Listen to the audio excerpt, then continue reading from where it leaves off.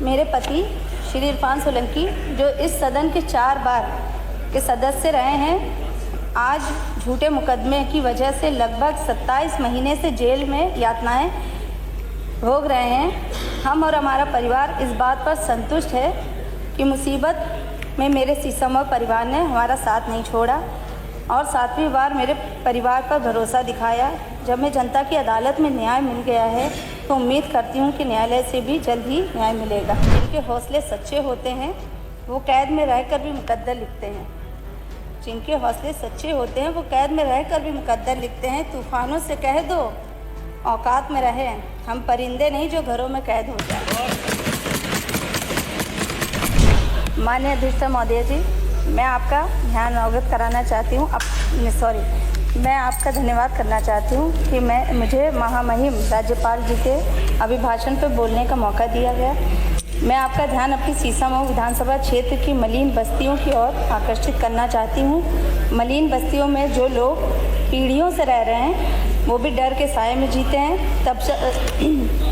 जब तक बस्ती खाली हो जाएगी का डर सताता रहता है। कुछ बस्तियां सरकारी भूमि पर है, वो कुछ निजी हाथे, जैसे मसलन द्वारकापुरी चूना भटिया है, टेंडीवाला हाथा है, जीवन लाल हाथा है, देवी दीन का हाथा है, बर्मा सेल शिव नारायण सिंह का हाथा है, गुलाम मालिया का हाथा है, राधे श्याम वैश्य का हाथा है, आदि लगभग 34 बस्तियां हैं हमारे सीसामऊ क्षेत्र में।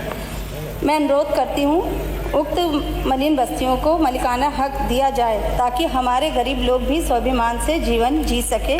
भले यदि आवश्यक हो तो कुछ शुल्क लेकर बस्तियों का मालिकाना हक दिया जाए।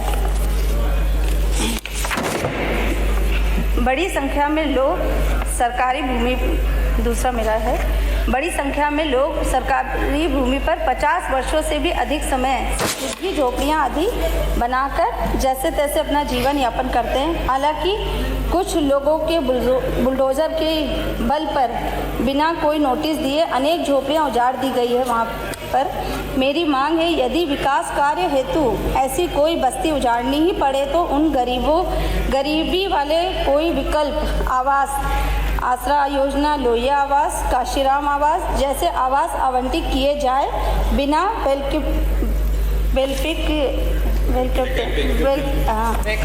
वैकल्पिक व्यवस्था व पर्याप्त नोटिस गरीब की झोपड़ी को उजाड़ने ना दिया जाए।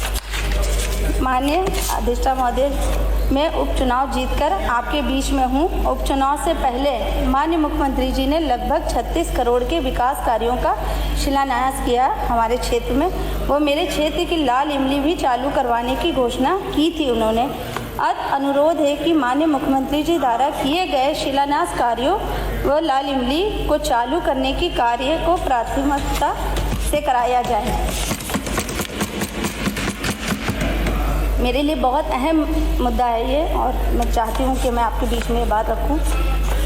मेरे पति श्री इरफान सोलंकी, जो इस सदन के 4 बार के सदस्य रहे हैं, आज झूठे मुकदमे की वजह से लगभग 27 महीने से जेल में यातनाएं भोग रहे हैं। हम और हमारा परिवार इस बात पर संतुष्ट है कि मुसीबत में मेरे सीसम परिवार ने हमारा साथ नहीं छोड़ा और 7वीं बार मेरे परिवार पर भरोसा दिखाया। जब मैं जनता की अदालत में न्याय मिल गया है तो उम्मीद करती हूँ कि न्यायालय से भी जल्द ही न्याय मिलेगा। अब 2 लाइन में हम अपनी बात कहना चाहते हैं। जिनके हौसले सच्चे होते हैं वो कैद में रहकर भी मुकद्दर लिखते हैं। जिनके हौसले सच्चे होते हैं वो कैद में रहकर भी मुकद्दर लिखते हैं। तूफानों से कह दो औकात में रहे, हम परिंदे नहीं जो घरों में कैद हो जाए।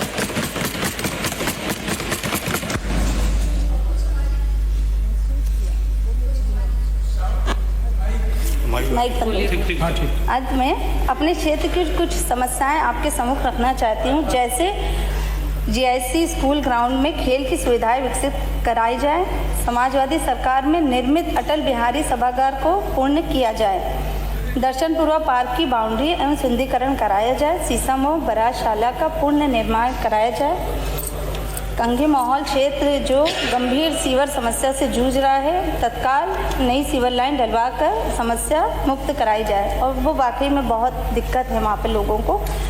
और JNNURM की अधूरी पेयजल परियोजनाओं को पूरा कराया जाए। गरीब ठेले वालों व ज़मीन पर दुकान लगाने वाले लोगों का उत्पीड़न बंद किया जाए।